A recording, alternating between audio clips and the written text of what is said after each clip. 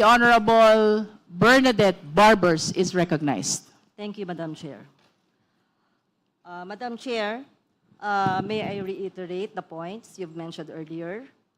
Under Article 11, Section 3, Paragraph 2 of the 1987 Constitution, a verified complaint for impeachment may be filed by any member of the House of Representatives or by any citizen upon a resolution of endorsement by any member thereof.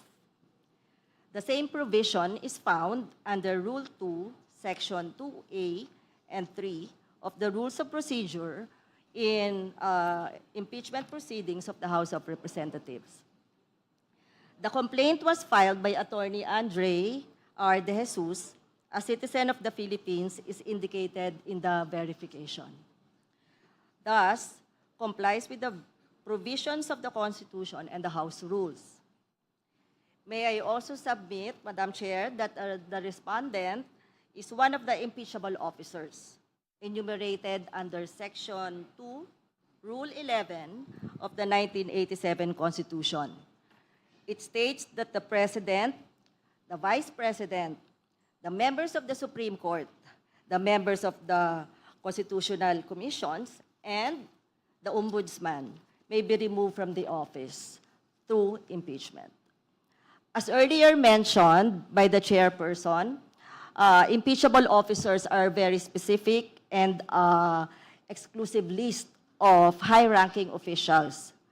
The respondent in this instant impeachment complaint is President Ferdinand R. Marcos Jr. Thank you, Madam Chair. Thank you, Honorable Barbers.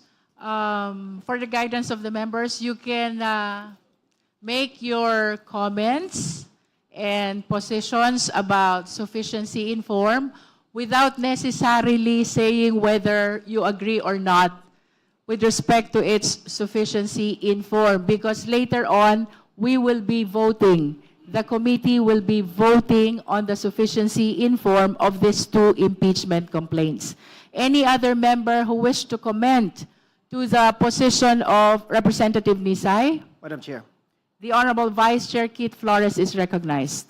Madam Chair, the impeachment complaint filed by Attorney Andre De Jesus contains a verification page, Madam Chair, and it states that he has read the complaint and have understood the contents thereof, and that the verified complaint are true and correct based on his personal knowledge and based on authentic documents.